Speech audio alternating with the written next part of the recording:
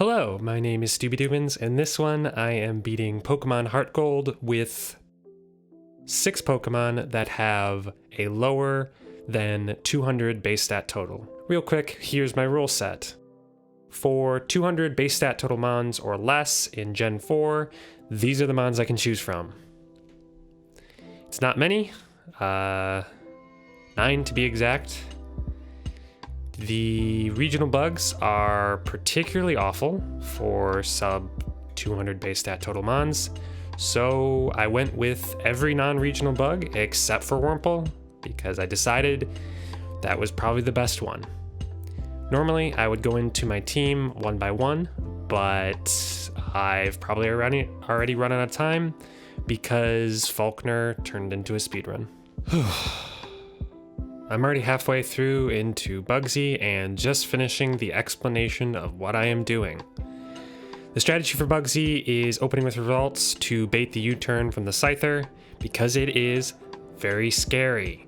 Then switch to my Wurmple to take the hit and then go to Azurill to Belly Drum and win. I'm really hoping the next gym is Stall because I am running out of time and I'm probably already into the next gym. Barely got that one under the wire. And thankfully, like most Whitney fights, this is a long one, so I have a lot of time to highlight my team members. The idea for this match was to set up a Leech Seed on the Clefairy, and then switch to Ralts and Calm Mind and win. Unfortunately, before I can fully calm my mind, she switches the Clefairy out for her Meltank. I'm gonna be honest, I wasn't aware she could do that. I'm just saying, kinda feels like cheating. Well, the results, keep saying results. Well, the Ralts does a decent chunk to the Miltank, but ends up taking way too much damage from Stomp. Kinda had hoped that it was gonna one-shot at max special attack, and I have to switch back to my Sunkern and stall the rest of the way. I was trying to make the featured mon for this one Ralts, but Whitney had other ideas, and my Sunkern said, no, this is my show. I will be the featured mon. If you saw my last video where I used 250 base stat total mons or less, I use Sunkern in more of a sweeper role with growth and stuff like that. But in this one, Sunkern is my physical wall mon. And if you chuckled at that, yes, that is the level of mon I am using, where Sunkern is a physical wall. For its set, it is running Leech Seed, Protect, Sunny Day, and Solar Beam. Its basic job, like I said, is to wall physical attackers, but also it can pass a Leech Seed to a setup sweeper like Ralts, which helps longevity while they are setting up.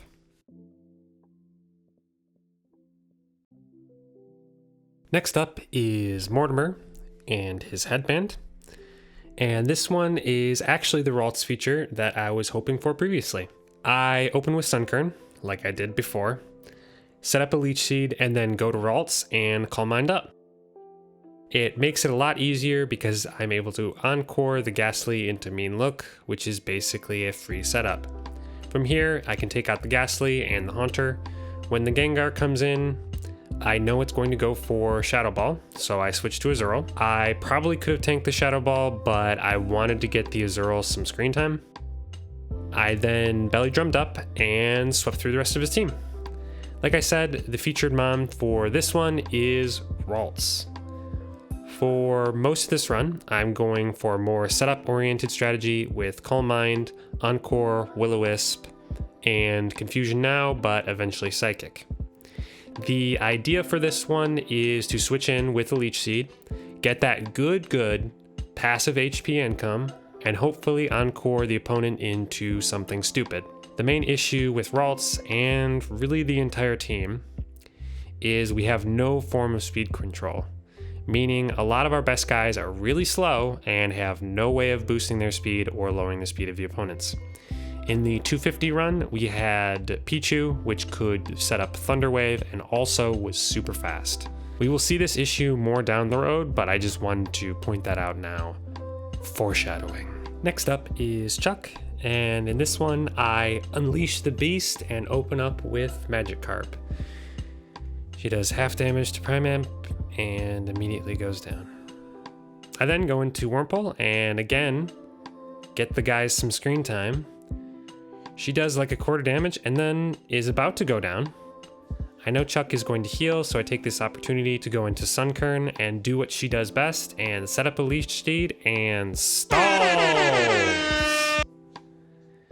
And then two-shot the Poliwrath with Solar Beam.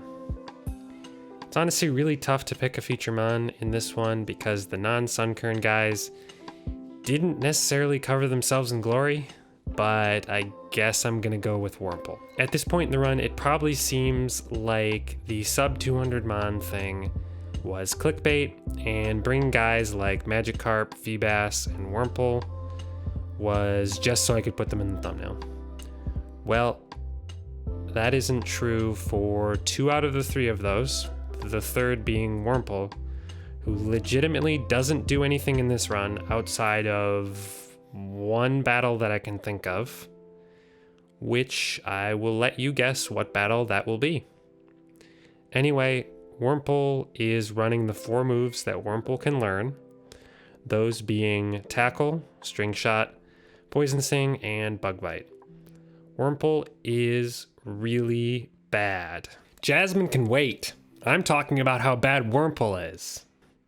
And the reason I went with this one over the other regional bugs, which by the way, learn the exact same moves, is because it had the most attack. And I thought maybe it could do something with a choice band set. Spoiler alert, it doesn't.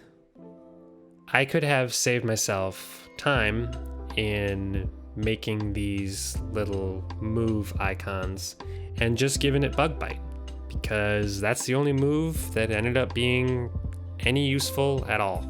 For Jasmine, I open up with Magikarp, get off some crucial chip on the Magnemite before going down. Next, the Feebas comes in, I set up a substitute. AI in these games have a hard time against substitutes and will sometimes repeatedly go for Thunder Wave, ignoring the fact that it doesn't affect you because you're under substitute. Well, that's what happens, and I'm not above cheesing this. I'm gonna be honest, overall this is a pretty bad fight. The Feebas takes out both Magnemites and the Steelix comes out. My team matches up extremely poorly into the Steelix. So the next sequence is a lot of switching and a lot of panicking, which I'm not going to commentate. Anyway, the feature for this one is Feebas. Feebas actually has pretty good special defense for this run, so I'm running it as a specially defensive wall for a lot of this run. For its set, I'm going with Rain Dance, Substitute, Waterfall, and Attract. Attract is so I can get up a sub and then hopefully keep it when they are immobilized by love.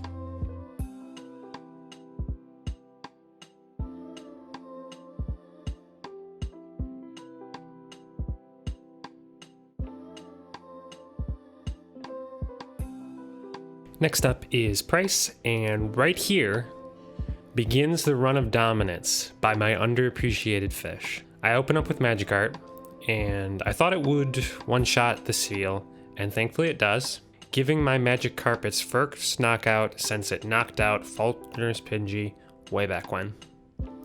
Next up is Piloswine. I was pretty sure it wouldn't one-shot the Piloswine, but I wanted to get some ship, and it does a little more than half. The Piloswine then misses a Mud Bomb, and you see me pause in the recording because I'm thinking maybe I should switch out. I really don't want to sacrifice my good fish for no reason. She's done such a good job. But then I thought, Magikarp's gonna crit. There's no point in switching out. And she comes through. Next comes out the Dugong, and it has Ice Shards, so the dream of the Magikarp sweep comes to an end. This Dugong has frustrated me many times in the past, so just watch what it does while I talk about the featured mon, Magikarp. Magikarp has one move. That move is Flail. It comes in, it clicks Flail, that's all it does. Flail is a move that does damage based off of how low of HP you have, So when I have 1 HP, Flail does a base power of 200.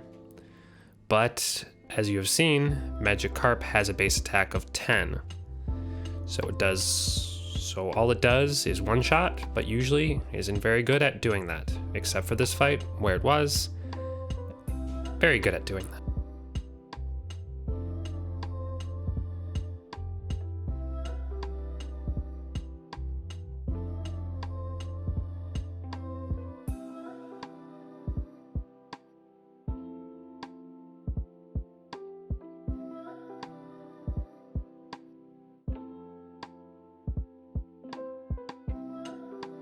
Next up is Claire, and I open with Sunkern, and it does its thing by stalling the Gyarados.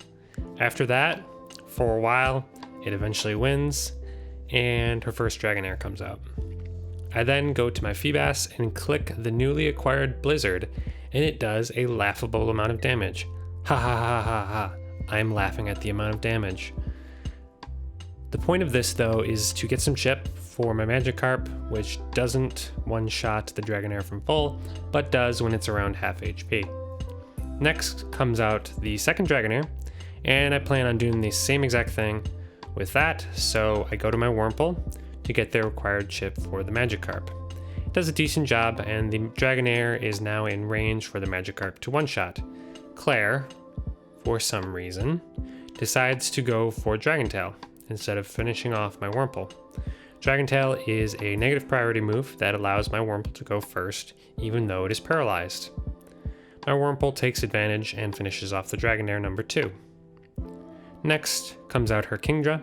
I am able to finally sack the Wurmple to that, but it looks like this Kingdra might just sweep the rest of my team. It's faster than my Ralts, and 4 times resists the Belly Drum Aqua Jet combo from my Azurill. My Azurill tanks a Hydro Pump, but then misses a bounce, leaving the Kingdra at full HP, and a 1 HP Magikarp being the only Mon left. My hand is currently moving over the reset button, and Magikarp comes out. But somehow, the Kingdra first off chooses to click Hydro Pump, which is a 1 in 4 chance, and then misses the Hydro Pump. My Magikarp's Flail does about half, and then on the next attack crits, putting away all doubt that she wouldn't win that battle. Honestly, I could not have written a better battle for Magikarp if I had tried.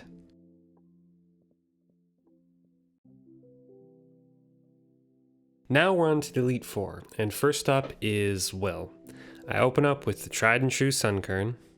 His Xatu has a tendency to spam me first, which is a move that if you are using an attacking move, it copies that move and increases its power by 50% and goes first.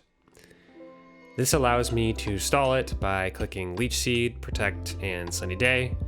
The idea with this is mainly to get some chip on the Xatu so I can one-shot it later on with a different Pokemon. This Xatu eventually knocks out my Sunkern with Psychic, allowing me to bring in my Wurmple. I hit it with a few Bug Bites and it U-turns out to the other Xatu, allowing me to get chip on that one, and also steal its Citrus Berry. Satisfied with a full stomach, the Wurmple switches out for my Feebas, who proceeds to not do anything and then die. We love a relatable queen. This allows me to bring out the real sweeper, Magikarp. I've gotten the necessary chip on both Xatu, so Magikarp can one-shot both of them, and then also the Jinx that comes in after. Never mind, the one-shot on Jinx apparently was a roll, and now I'm sad because I forgot that happened. I quickly get over my sadness and bring out the Azurill to get the revenge for my fallen fish. Next, the Executor comes out, and I'm able to get some damage on it with the Azurill, with Bounce along with paralyzing it. This allows my Wurmple to come out again and finish off both his Executor and his slowest bro.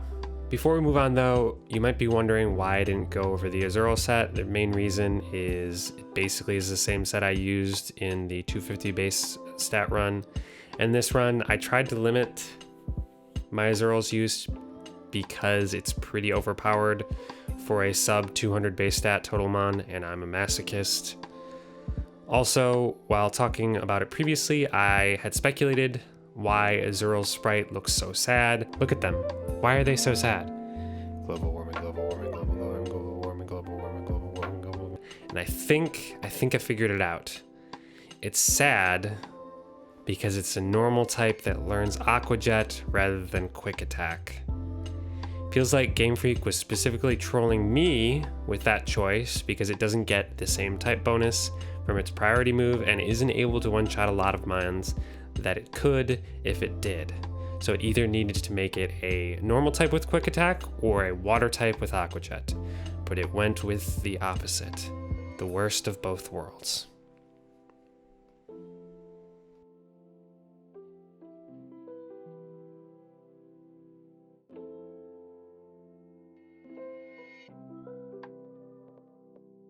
Next up is Koga, and he shows that he is not ready for the big time of the Elite Four because this is a pretty easy sweep with Ralts. He opens up with Gyarados, and its Bug Brain is fried by Psychic. Next, the Muck comes out and misses 2 Gunk Shots, and my Ralts burns it. The burn was to lower the damage output of Gunk Shot, but if I knew he would go all Stormtrooper on me with the Gunk Shots, I probably would have just used Psychic twice. It eventually goes down after a couple more Psychics. Next comes out the Crobat, which is definitely the scariest because of its use of the move Double Team. Ralts, though, hits the Psychics when it matters, and the Crobat also goes down.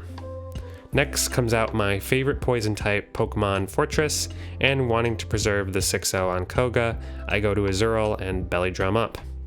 I decide to go for Bounce, and he goes for Toxic Spikes, but at this point, he's gotta know. I'm not switching. 1 Bounce finishes off the Fortress, and then 1 Aqua Jet finishes off the Venomoth. Now we have Elite Four participant Bruno. These last 2 battles are actually a really nice reprieve in the Elite Four because you start with Will, who is usually at least kind of difficult, and then end with Karen, who is almost always difficult. And then you have Koga and Bruno, who are in the middle, who are also there, so it's a nice break. Bruno leads with Hitmontop, and I disrespectfully lead with Ralts. I know this Hitmontop isn't going to do anything, so why mess around? I start out by burning the Hitmontop, and it starts to waste time by repeatedly clicking counter. Honestly, who does he think I am? I don't have a physical move. That isn't going to do anything ever. I just want to jump through the screen and shake Bruno in his very muscular shoulders. Maybe spend a little more time battling and a little less time at the gym and doing steroids. I Calm Mind up and win, and that's the battle. I've said this many times, but in a lot of ways, Karen exemplifies what I think the purpose of these videos is. She says, strong Pokemon, weak Pokemon. That is the selfish perception of people. Truly skilled trainers should try to win with their favorites. I really hate fighting her though.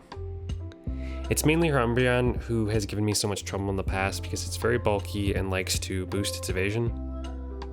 I had a plan for this going in though.